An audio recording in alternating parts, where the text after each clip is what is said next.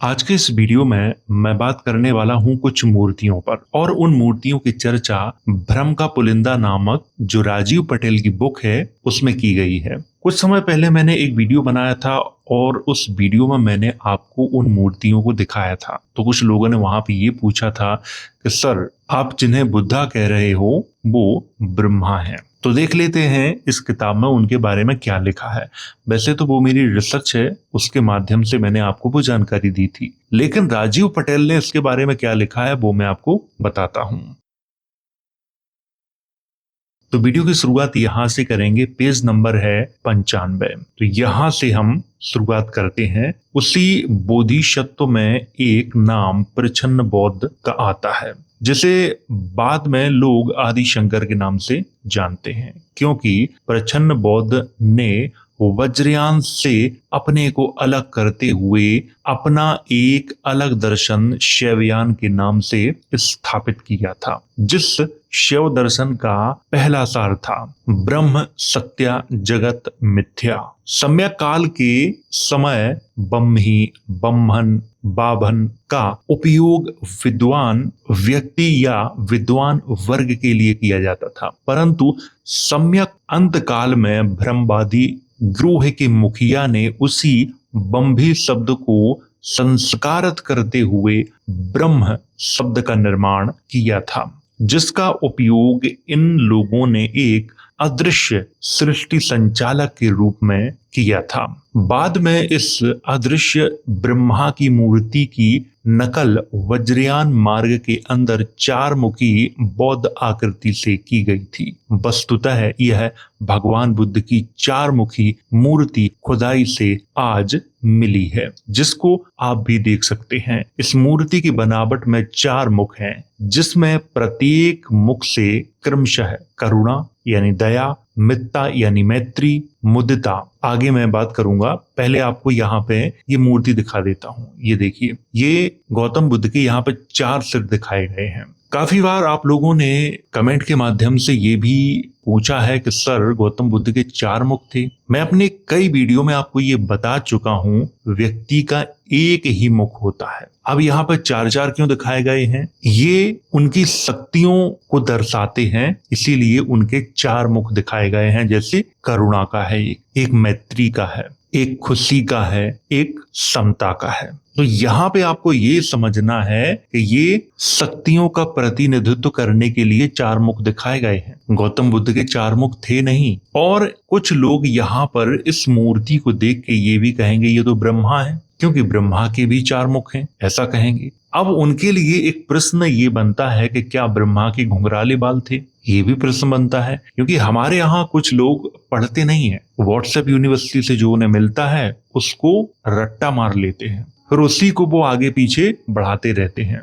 अगर आप गूगल पे जाएंगे और इसको देखेंगे तो वहां भी ब्रह्मा ही आपको लिखा हुआ मिलेगा, क्योंकि वेबसाइटों पे तो कोई भी कुछ भी लिख देता है। तो राजीव पटेल ने अपनी बुक में इस वाली मूर्ति को दिखाया है। ये आपको यहाँ पे ध्यान रखना है, ये बुद्ध की मूर्ति है, इसमें उनके चार चेहरे दिखाए गए हैं। पेज नंबर है 96। आगे यहाँ पे लिखा है, इस बनावट को लेकर ब्रह्मवंशियों ने ब्रह्मा का प्रत्यारोपण करते हुए भ्रम का पुलिंदा बना दिया है, यानी चार मुख वाली जो बुद्ध की मूर्ति है उसको ब्रह्मा की मूर्ति बना दिया है, या कहने लगे हैं। ये मैंने अभी आपको बता दिया है। आज सभी लोग उसे शैव संप्रदाय के नाम से जानते हैं। शैव संप्रदाय के पहले बोधिसत्व की मूर्ति हिमाचल प्रदेश के स्पीति जिला में मिली है, जिसे त्रिलोकीनाथ कहते हैं। इस मूर्ति को मैंने कई बार अपनी वीडियो में भी दिखाया है और राजीव पटेल ने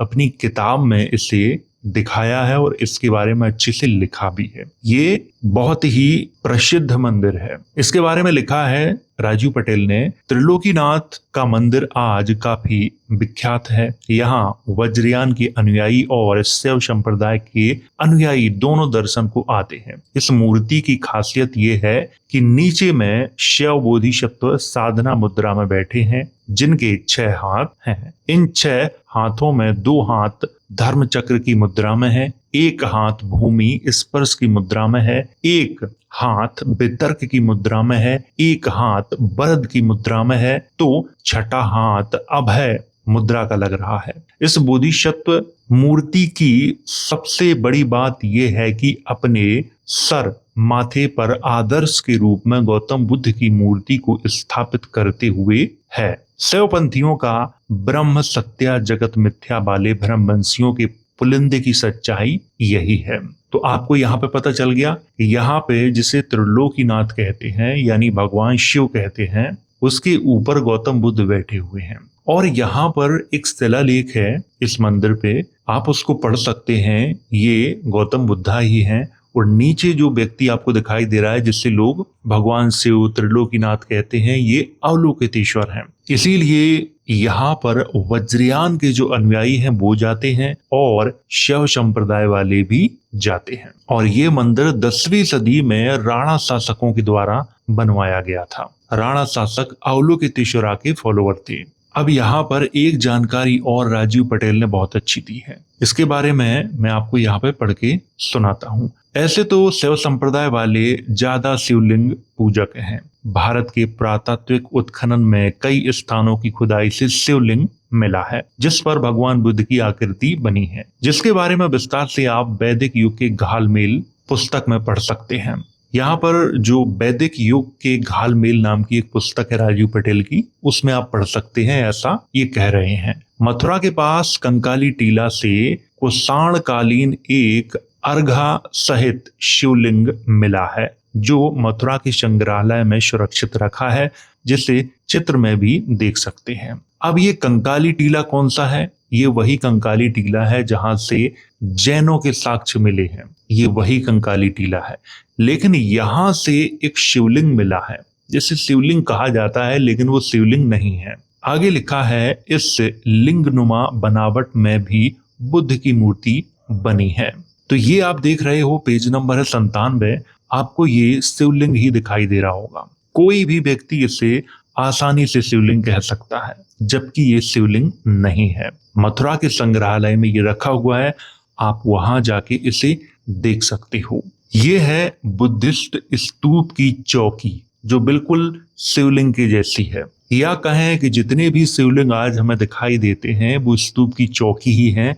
बाद में इनको शिवलिंग कहा जाने लगा है। अब कोई भी व्यक्ति इसको देखेगा तो क्या कहेगा? यही कहेगा ये तो शिवलिंग है, लेकिन इस पे लिखा भी है। अभी मैं आगे फोटो दिखाऊंगा तब आपको अच्छे से समझा दूंगा। यहाँ पर लिखा है शैव संप्रदाय के प्रचन्न बोधिसत्व के मार्ग से एक और अलग बोधिसत्व हुए जो आज वैष्णव संप्रदाय के संस्थापक के रूप में प्रसिद्ध हैं, जिनका नाम रामानुज है। इस मार्ग के अनुयायी विष्णु की आराधना करते हैं। वैसे पुरातात्विक उत्खनन में इस काल तक ऐसी कोई भी मूर्ति नहीं मिली है जिस पर कि विष्णु नाम अंकित हो। ये बात बिल्कुल सही है। अब तक ऐसी कोई भी मूर्ति प्राप्त नहीं हुई है जिस पे विष्णु नाम लिखा हुआ हो। जैसे एक कोई मूर्ति दिखाई जाती है जिसमें एक व्यक्ति है जो शेषनाग पे लेटा हुआ है, तो हम लोग क्या कहते हैं कि ये भगवान विष्णु हैं, जबकि उस मूर्ति पे कहीं भी लिखा नहीं होता है कि ये भगवान विष्णु हैं।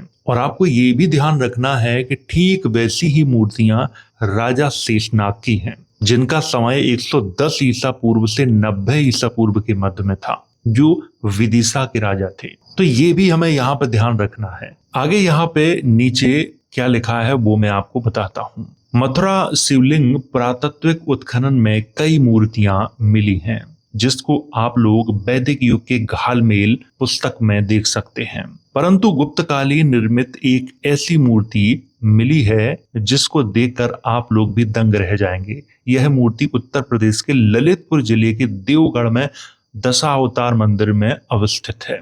इस मूर्ति की बनावट में शेषनाग पर एक बोधिसत्व लेटा हुआ है जो काफी शांत और प्रसन्न मुद्रा में है। इस मूर्ति का पैर कोई महिला दबा रही है। मूर्ति के ऊपर सर्प फन फैलाए हुए है, लेकिन इस मूर्ति में सबसे बड़ी विचित्र बात यह है कि सांप पर लेटे हुए बोधिसत्व के बगल में एक कमल फूल निकला है जिस पर भगवान गौतम बुद्ध बैठे हुए हैं। यहाँ पर आप जो मूर्ति देख रहे हैं नीचे, ये बीच में 4 मुख वाले गौतम बुद्ध बैठे हुए हैं। कुछ लोगों को ऐसा लगता है कि गौतम बुद्ध के 4 मुख कैसे हो सकते हैं। अभी मैंने आपको बताया है कि गौतम बुद्ध की ऐसी ऐसी मूर्तियां हैं, उनमें 4 नहीं 8-8 मुख हैं उनके। पहले मूर्ति कला के बारे में पढ़ो, इसके बाद समझ में आएगा कि गौतम बुद्ध की मूर्तियां किस किस तरह की बनी हुई हैं। और यहाँ पर इन्हें ब्रह्मा बताया जा रहा है कि भाई ये ब्रह्मा हैं, 4 मुख हैं इनके। क्या ब्रह्मा के घुंघराले बाल थे? मेरा ये प्रश्न है कि ब्रह्मा के घुंघराले बाल थे, क्योंकि यहाँ इस वाली मूर्ति में आप ध्यान से देखिए घुंघराले बाल हैं। चलिए मैं मान लेता हूं कि ये ब्रह्मा है, नीचे भगवान विष्णु लेटे हुए हैं, तो भगवान विष्णु से श्रेष्ठ ब्रह्मा हुए। और आगे मैं अभी ब्रह्मा जी की कई मूर्तियां आपको दिखाने वाला हूं, जिन्हें देख के आपका पूरा ध्यान भंग हो जाएगा। वैसे तो ये ब्रह्मा जी नहीं है, ये बात मैं खुद कह रहा हूं। आगे मैं आपको कुछ मूर्तियां दिखाने वाला हूं, जो मूर्तियां मैंने अपने एक वीडियो में भी आपको दिखाई थी। तब वहां पे काफी लोगों ने प्रश्न पूछे थे। ये आप सामने जो देख रहे हो, ये भगवान विष्णु लेटे हुए हैं। ये दशावतार मंदिर जो देवगढ़ में है वहां पर है ये। और ऊपर बीच में आप देखिए, यहाँ पर ये गौतम बुद्ध बैठे हुए हैं। इन्हीं को कुछ लोग ये कहते हैं कि ये ब्रह्मा जी हैं, लेकिन वो किस आधार पर कहते हैं ये मैं नहीं कह सकता। अब मैं आपको एक और दिखाता हूं, ये देखिए, ये ठीक से आपको यहां से समझ में आएगा। ये देखिए, ये घुंघराले बाल हैं, ये 4 मुख हैं। अभी मैंने आपको 4 मुख वाली उनकी एक मूर्ति आपको दिखाई भी थी, अभी मैं आपको फिर से आगे दिखा दूंगा तो आपको समझ में आ जाएगा। इसी की यहाँ पे बात हो रही है। कहते हैं कि ये गौतम बुद्ध नहीं है, ये ब्रह्मा है। चलिए मान लेते हैं आपकी बात कि ये ब्रह्मा है। वैसे तो ये है नहीं, लेकिन फिर भी मान लेते हैं। अब आप इसको देखिए, ये है कनिष्क का कास्केट। इसमें बीच में बुद्ध बैठे हुए हैं और ये ब्रह्मा खड़े हुए हैं और ये इंद्र खड़े हुए हैं, बुद्ध के आगे हाथ जोड़े हुए। यहाँ तो ब्रह्मा को हाथ जोड़े हुए दिखाया गया है बुद्ध के सामने। एक और दिखाते हैं, ये है विमारन कास्केट। इसमें बीच में बुद्ध खड़े हुए हैं, ये ब्रह्मा है और ये इंद्र है। और ऐसा मत सोचना कि जो हिंदू धर्म में ब्रह्मा है, सृष्टि के निर्माता हैं, वो अलग हैं और ये ब्रह्मा अलग हैं। आपके दिमाग में अगर ये प्रश्न आ रहा है तो मैं अभी इसको खत्म कर देता हूं। अब चलते हैं गूगल पे। ये क्या है? विकिपीडिया मैंने खोल लिया है ये। तो विकिपीडिया पर मैंने लिखा है ब्रह्मा, तो ये ब्रह्मा जी के बारे में पूरी जानकारी आ गई है। अब थोड़ा नीचे चलते हैं। अब यहाँ पे ध्यान से देखिए, ये फोटो कहाँ से लिया है इन्होंने? विमारन कास्केट से। क्या नीचे लिखा हुआ है? विमारन कास्केट लिखा हुआ है। अब जो ब्रह्मा हिंदू धर्म में है, सृष्टि के निर्माता हैं, सबसे पावरफुल हैं, सबसे श्रेष्ठ हैं, वही ब्रह्मा बुद्ध के आगे हाथ जोड़ के खड़े हुए हैं। अब यहाँ पर विमारन कास्केट को मैं आपको दिखा देता हूँ। ये देखिए, मैं यहाँ पे क्लिक करके ये देखिए, ये वही आ गया जो मैंने अभी आपको दिखाया था। देख लीजिए, ब्रह्मा है, बुद्ध है और राइट में शक्रा यानी इंद्र खड़े हुए हैं। पहले तो मैं विकिपीडिया की जानकारी पे भरोसा नहीं करता हूं, क्योंकि यहाँ पर कोई भी कुछ भी लिख देता है, लेकिन ये चीज मेरी रिसर्च में भी मौजूद है। इस पे मैंने रिसर्च की है, इसके बाद मैंने आपको उस वीडियो में जानकारी दी थी, लेकिन फिर भी आप लोगों ने बहुत सारे प्रश्न पूछे, इसीलिए मैंने इस वीडियो में उन प्रश्नों के जवाब दिए हैं। तो अब आप समझ गए कि जो यहाँ पे बैठे हुए हैं ये गौतम बुद्ध ही हैं, ब्रह्मा नहीं है। अगर आप ब्रह्मा को मान के चलोगे तब भी आप गलत साबित हो जाओगे। इसीलिए जो हकीकत है आप उसे स्वीकार करना सीखो। तो ये चीज आपको समझ में आ गई होगी। अब आगे बात करते हैं। अब थोड़ा इस वाली मूर्ति पर बात कर लेते हैं, क्योंकि इसके संबंध में भी आप लोगों ने क्वेश्चन पूछे थे। कुछ लोग ये कहते हैं कि ये भगवान शिव है। क्या भगवान शिव को आपने कभी कपड़ों में देखा है? कभी किसी ने नहीं देखा होगा, क्योंकि भगवान शिव कपड़े नहीं पहनते हैं, खाल को लपेटते हैं और साथ में उनके गले में सर्प भी रहता है, लेकिन यहाँ तो नहीं है। तो जैसे ही आप इसे गूगल पर डालोगे तो वहां पे बहुत सारी वेबसाइटें हैं, उनमें से एक वेबसाइट ने इनको शिव लिखा हुआ है। अब क्यों लिखा हुआ है? क्योंकि वेबसाइट पे तो कोई भी कुछ भी लिख देगा। आज मैं अपनी वेबसाइट बना लूं, ये फोटो डाल दूं, इसके बारे में कुछ भी लिख दूं।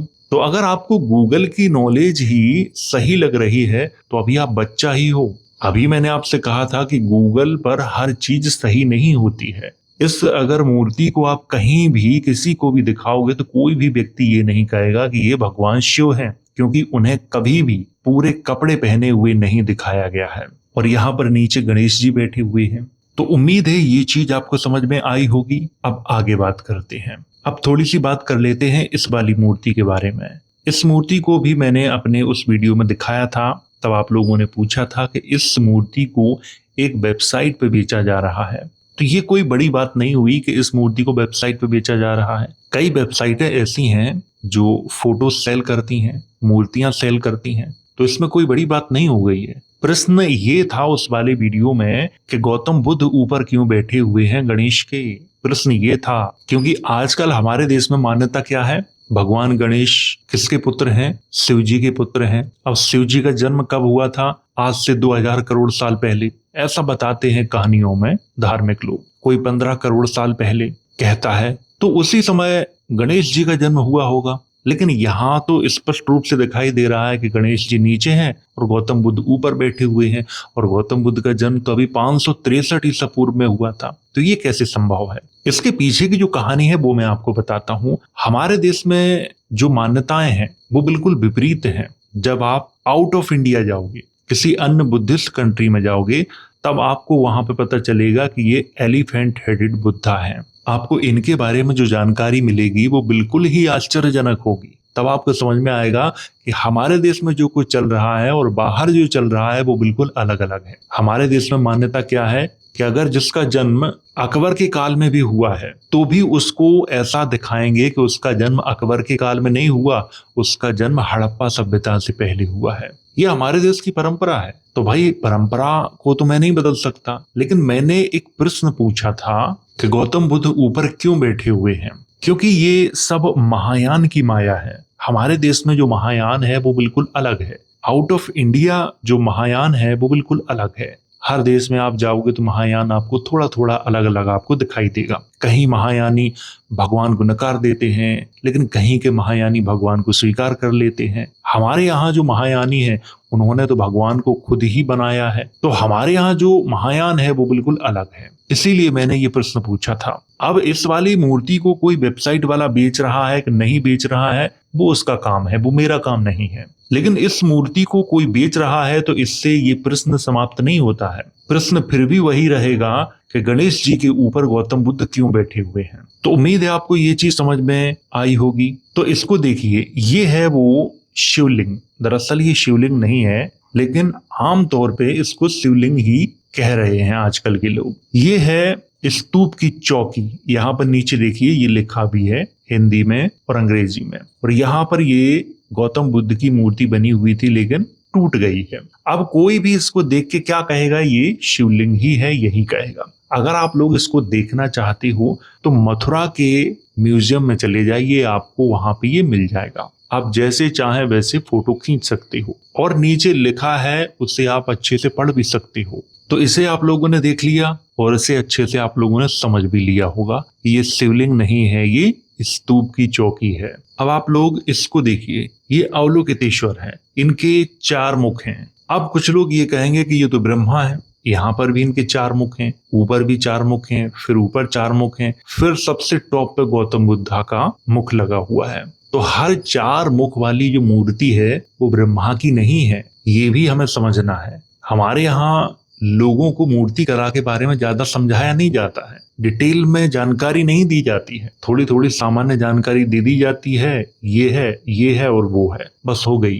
क्योंकि उन्हें पता है मूर्तियां सबसे ज्यादा अगर किसी की बनी है तो वो बुद्धा की मूर्तियां बनी हैं, और अलग अलग प्रकार से बनी हैं। कुछ मूर्तियों में उन्हें कपड़ों के साथ दिखाया जाता है, कुछ मूर्तियों में कपड़ों के साथ नहीं दिखाया जाता है, और जहां पर उन्हें कपड़ों के साथ नहीं दिखाया जाता है कुछ लोग उन्हें जैन मूर्तियां समझ लेते हैं। तो इसीलिए मूर्ति कला को समझना आसान काम नहीं है, और बच्चों का काम तो बिल्कुल भी नहीं है, और जो अबोध बालक हैं उनके तो बस की बात ही नहीं है मूर्ति कला को समझने की। अब इसे भी देख लीजिए, इसे भी आप लोग ब्रह्मा की मूर्ति न समझ लेना, क्योंकि यहाँ पर 4 सिर आपको दिखाई दे रहे हैं, फिर 4, फिर 4, फिर 4, फिर ऊपर सबसे टॉप पे गौतम बुद्धा का सिर है। अब इनके हाथों में चक्र भी है, धनुष भी है, और माला भी है, और जनेऊ भी है, ये देखिए। तो इसीलिए मैं कहता हूं कि हर 4 मुख की मूर्ति ब्रह्मा की मूर्ति नहीं होती है। अब इसको देख लीजिए, ये है ब्रह्मा की मूर्ति, ये थाईलैंड में है। यहाँ पर इनके 4 मुख हैं और ऊपर गौतम बुद्धा का मुख है। यानी गौतम बुद्धा को ब्रह्मा से श्रेष्ठ माना गया है बौद्ध धर्म में। अगर आप बौद्धों के ग्रंथ पढ़ोगे तो वहां पर आपको ब्रह्मा का और इंद्र का जिक्र मिलता है। इंद्र को शक्र कहा गया है वहां। और अभी मैंने आपको बताया कि आप ये ना सोचना कि हिंदू धर्म में जो ब्रह्मा है वो अलग है और बौद्ध धर्म में जो ब्रह्मा है वो अलग है। दोनों एक ही हैं, कोई अलग अलग नहीं है।